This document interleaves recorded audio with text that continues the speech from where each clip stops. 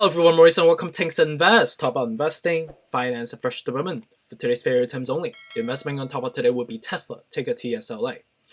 So it's been a while since I last covered Tesla, and surprisingly, my schedule actually opened up today. So I had a meeting, but the meeting got postponed to the later part of this week coming up. So I actually have like about an hour and 30 minutes of just like open window at the moment. So I was just wondering, I haven't covered Tesla in a while. So why don't I just like go through the portfolio that I have and see which one is the most interesting that pops off the page so far.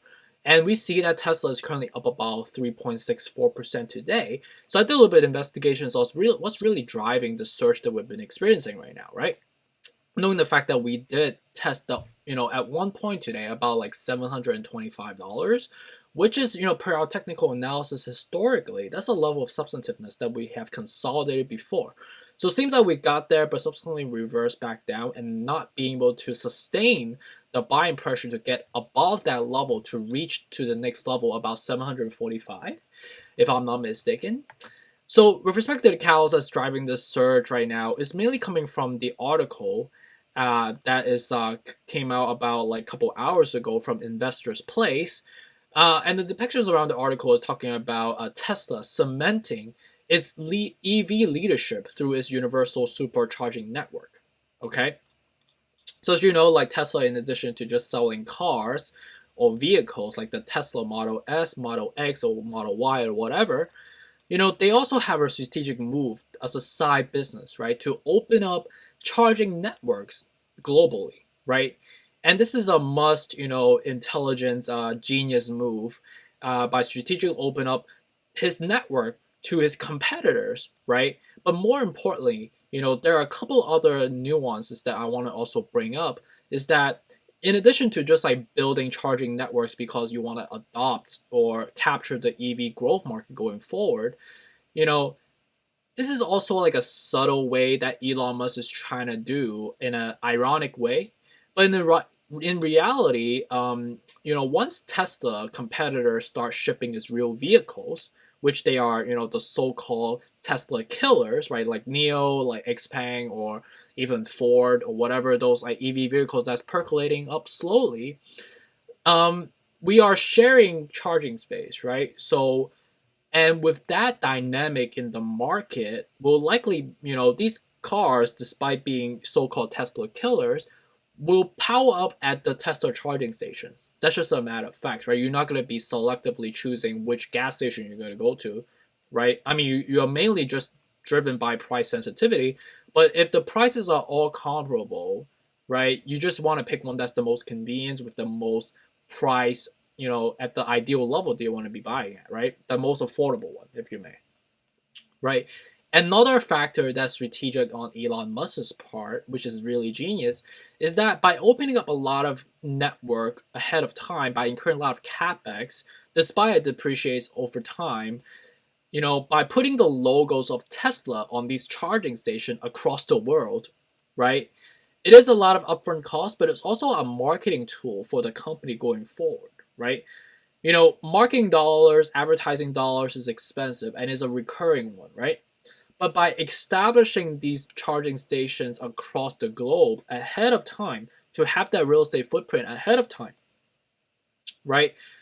It subsequently will decrease the so-called traditional advertising dynamic that you need to incur, right? Because you already have the logo on the charging stations for a while in a real estate perspective, that you just need to appreciate and maintain that going forward without incurring millions or a couple $100 million of advertising dollar globally going forward, right? So that's another obviously very genius move on the management team side of Tesla, which I give them great kudos for, right? So obviously with this dynamic on securing, the EV leadership going forward, with this, unique value proposition, the dynamic of the nuance that we talked about, it surged up Tesla price to go up, relatively dramatically today, right? So I'm gonna go through a technical analysis to see how short fuse is this level of sustainability going forward, or we're gonna see more of a sell-off coming, right? Are we gonna be reaching all-time high by the year end 2021 as well? So stay tuned, stick around, let's make some money.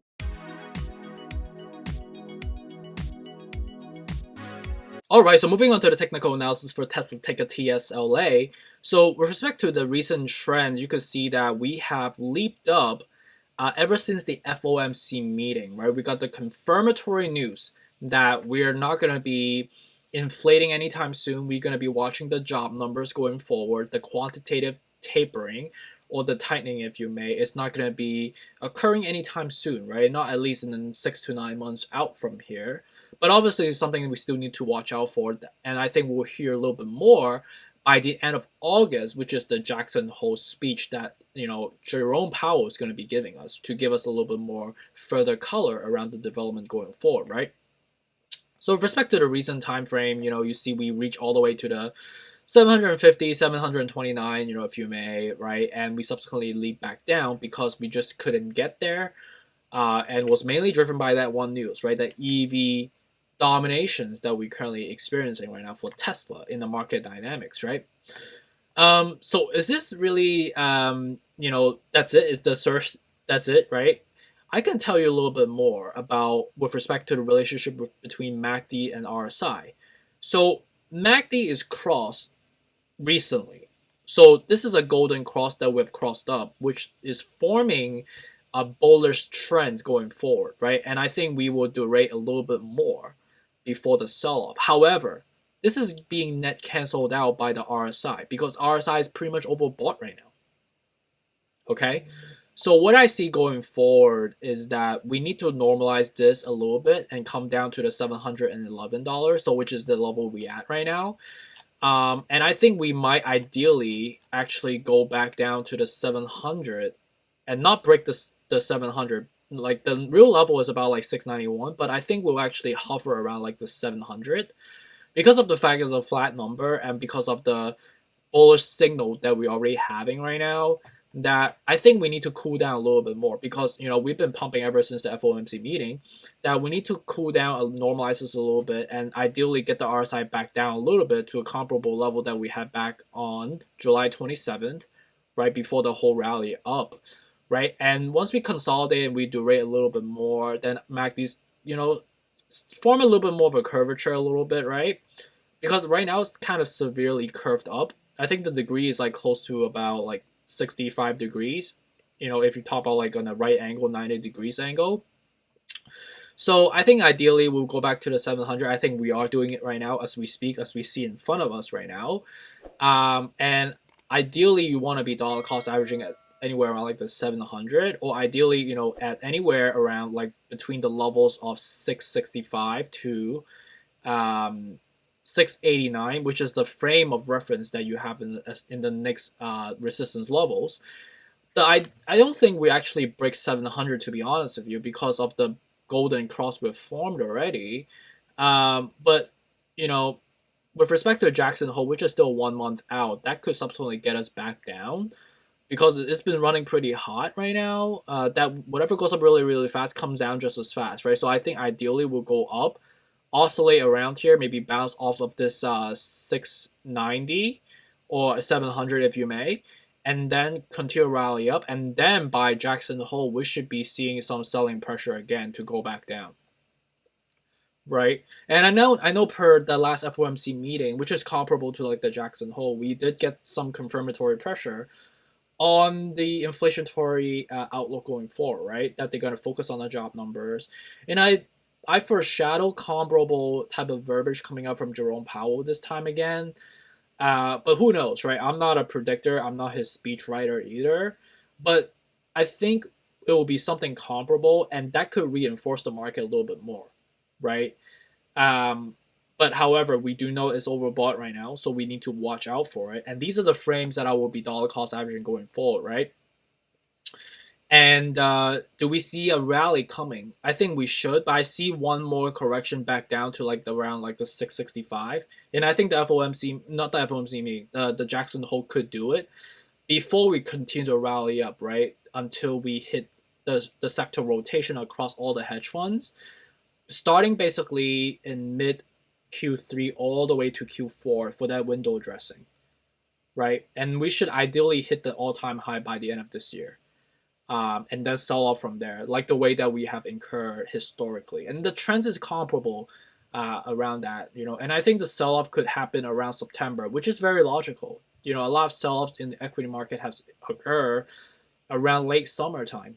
So something to be mindful of. But I think ideally dollar cost averaging right now, if you want to buy it now and hold it for a long time, that's fair. I think Tesla is one of those companies that really strong value proposition, really strong business model going forward.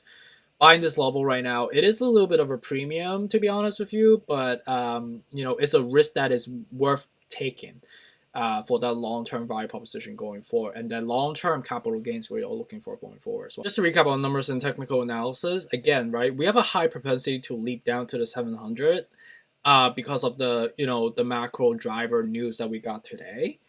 And I think ideally we want to be buying anywhere around like the frames of reference anywhere between 700 and 600, right?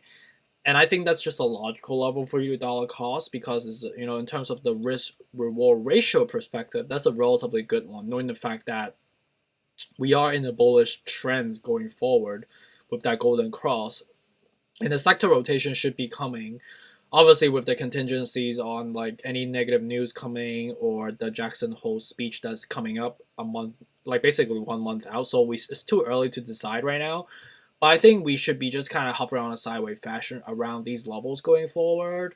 Obviously, who knows if there are other positive news that's coming, right? Because who knows about what is the media manipulation looks like for that respective days coming up, right?